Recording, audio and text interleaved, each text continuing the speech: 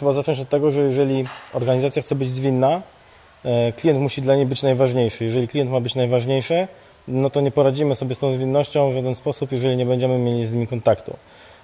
Kontakt z klientem może się odbywać w różny sposób. To mogą być ankiety ilościowe, jeżeli odbiorców produktu jest bardzo dużo, lub ankiety jakościowe, lub po prostu zwykłe spotkania z B2B, z klientami potencjalnymi naszego przyszłego produktu. Jeżeli chodzi o skuteczność zebranych informacji, to przede wszystkim trzeba je zbierać często, wtedy na pewno będziemy to robić skutecznie. W obecnych czasach zmiany na rynku odbywają się tak szybko, że jeżeli będziemy zbierać dane, ale będziemy to robić rzadko, to w zupełności nie wystarczy. Natomiast co do tej skuteczności, to na pewno trzeba reagować na to, co zbieramy, i jeżeli nie będziemy z kolei reagować na zebrane dane w żaden sposób, to też polegniemy. Jeżeli firma zaczyna dopiero, jeżeli startuje, to bardzo ważne w tym momencie jest przekazywanie całej organizacji jasnego celu, wizji i strategii, do czego dąży. To bardzo pomaga w angażowaniu ludzi i na pewno przy zaangażowanym zespole pomaga oszczędzić wiele czasu i pieniędzy. Kolejnym aspektem całego tematu jest to, co już mówiliśmy wcześniej, kolaboracja z klientem i skupianie się na tym, co mówi klient, a nie to, co my sobie wyobrażamy, że będzie skuteczne na rynku. Tak? Z kolei w jaki sposób możemy to otrzymać? Możemy to otrzymać tylko i wyłącznie przez to, że będziemy oddawać coś, co już działa, co możemy empirycznie sprawdzić i zobaczyć, przedstawić klientowi czy jakiemuś użytkownikowi i zapytać się go, czy to jest to, co on oczekuje. Tak? I dzięki temu będziemy się skupiać na czymś, co powinniśmy, a nie na tym, co tak naprawdę wiele różnych startupów przeżywa, czyli ma pomysł, a nie pójdzie z tym pomysłem do klienta, dopóki nie minie pół roku, i dopiero wtedy po wydaniu setek tysięcy złotych zapyta się klienta, czy to jest to, okazuje się, że nie. Przede wszystkim Scrum wprowadza w organizacji taką rolę jak Product Owner. Product Owner jest zobowiązany do tego, żeby przekazywać swojemu zespołowi jasną i klarowną wizję na temat tego, jaki cel trzeba osiągnąć, i razem z zespołem starają się ten cel dopełnić. Dług techniczny, w bardzo prostych słowach, to jest taki dług bardzo podobny do finansowego, tylko jest zaszyty w kodzie aplikacji, którą piszemy, w produkcie, który tworzymy. Jeżeli zaciągniemy dług w banku, no to ten dług jest zaciągnięty na jakiś procent. Ten procent, wiadomo, im później spłacimy nasz dług, tym więcej za niego zapłacimy. I teraz wyobraźmy sobie analogię, jeżeli chodzi o kod takiej aplikacji.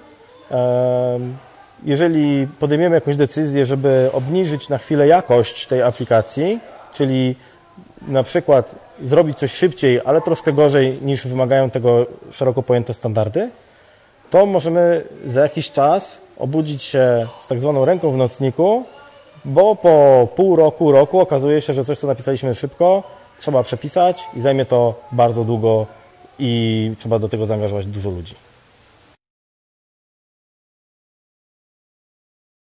Przede wszystkim jednym z 3 filarów Scruma jest tak zwana transparencja.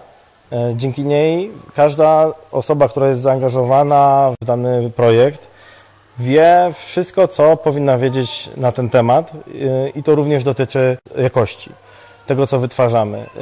Jeżeli jest product owner, który jest zobowiązany do tego, żeby oddać jakiś produkt, żeby zrealizować jakiś cel i ma to zrobić razem z zespołem, to on musi przede wszystkim rozumieć, co to jest dług technologiczny, musi być tego świadomy i musi wspierać zespół w tym, żeby ten dług był jak najmniejszy, ponieważ on tworzy się zawsze w jakimś stopniu. Tak?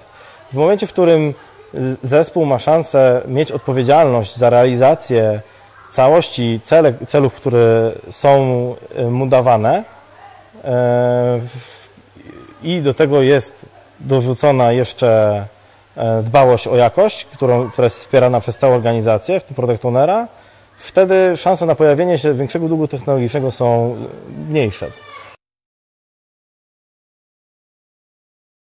Efekt synergii w mniejszym zespole polega na tym, że wiedza wszystkich ludzi jest wykorzystywana w jednej chwili i tak naprawdę jej siła jest potęgowana. To znaczy każdy członek zespołu z osobna nigdy nie będzie miał takiej mocy sprawczej, czy wyobraźni, czy możliwości, ani kreatywności, co będąc w dobrze zorganizowanym zespole. Jeżeli chodzi o organizacje, w których jest więcej zespołów, synergia odbywa się na poziomie między zespołami, to znaczy już dobrze zorganizowane zespoły zaczynają nie ze sobą rywalizować czy konkurować, tylko zaczynają ze sobą współpracować i tworzyć ten efekt razem. I to jest bardzo ważne.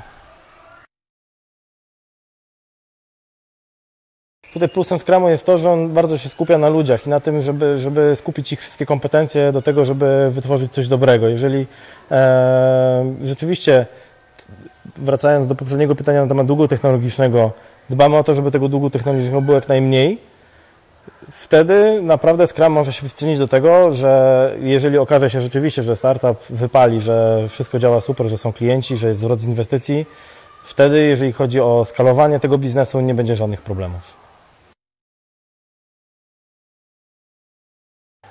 Scrum jest kompatybilny z metodą Agile, tak? Z tą ideologią, więc tak może to robić poprzez ścisły kontakt z klientem oraz zaangażowaniu ludzi, którzy są zobowiązani do realizacji projektu.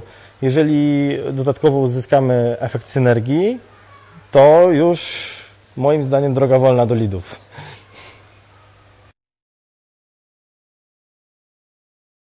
Przede wszystkim zwiększa częstość inspekcji. W odpowiedzi do metod wodospadowych, które są przeciwieństwem Scruma i w ogóle Agile'a, moment inspekcji najczęściej jest po zakończeniu pewnego etapu prac, a nie w trakcie tworzenia całości.